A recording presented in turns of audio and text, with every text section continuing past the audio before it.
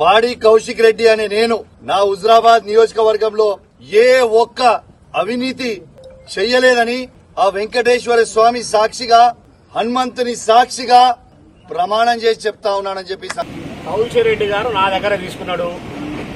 బిజిగిరి షరీఫ్ మల్లారెడ్డి అనే అతని దగ్గర పంచాయతీ చేస్తాను 20 లక్షలు తీసుకున్నాడు. ఇంకా హుజరాబాద్ నియోజకవర్గంలో చాలా మంది దగ్గర డబ్బులు తీసుకున్నారు. ఇస్తా అని చెప్పి వాళ్ళ చుట్టమైనటువంటి కె నరసింహారెడ్డి గారు హైకోర్టు జడ్జి మా చుట్టం అని చెప్పి నా దగ్గర డబ్బులు వసూలు నాతో పాటుగా నియోజకవర్గంలో చాలా మంది దగ్గర పైసలు వసూలు చేసిండు.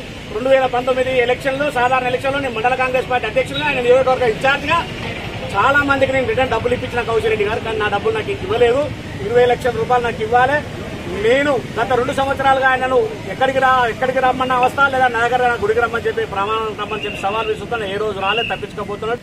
ఇంకొకసారి ఈ నియోజకవర్గంలో మంత్రి గారి మీద కానీ మా నియోజకవర్గ ఇన్ఛార్జ్ ప్రణవ్ గారి మీద కానీ లేనిపోని ఆరోపణలు అర్ధరహిత మాటలు మాట్లాడితే కౌశిక్ రెడ్డి గారు నిన్ను ఈ హుజరాబాద్ లో తిరగనిచ్చే పరిస్థితి ఉండదు, నిన్ను ఏ పరిస్థితుల్లో వదిలిపెట్టేది ఉండదని చెప్పి ఈ సందర్భంగా నేను హెచ్చరిస్తున్నాను. ఆ ఇంట్లో ఒక సభ్యునిగా ఉన్నా. నేను సభ్యులు ఉన్న సందర్భంలో కోర్టులో జాబులు పడ్డాయి.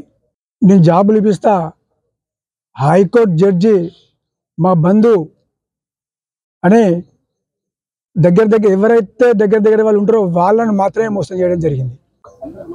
ఒక్కొక్క పోస్టుకు 3 నుంచి 3,50,000 రూపాయల వరకు వసూలు చేయడం జరిగింది. అందులో నేను 24 లక్షల రూపాయలు నేను ఇవ్వడం జరిగింది. ఆ 24 లక్షల రూపాయలలో మా ఇంటికి సంబంధించిన వాళ్ళు, నా అల్లుడు, మా తమ్ముని కొడుకు, మా అల్లుని వాళ్ళ పాలు వాళ్ళు ఇప్పటి కూడా డబ్బులు ఇంకా మా చేతికి ఇవ్వలేదు. నేను తిరుమలగిరి HEB పెట్రోల్ బంక్లో పోయి ఇవ్వడం జరిగింది. తర్వాత కొన్ని పైసలు వినవంక ఆయన స్వగృహంలో ఇవ్వడం జరిగింది. టోటల్గా 2 సార్లు ఇచ్చిన పైసలు 24 లక్షల రూపాయలు ఇవ్వడం జరిగింది. నేను ఈ డబ్బులు అడగబోతే ఎప్పుడైనా మైపాల్ నీకేనా, నీకు మిత్తి కట్టిస్తే అవసరమైతే అని మాట్లాడడం జరిగింది.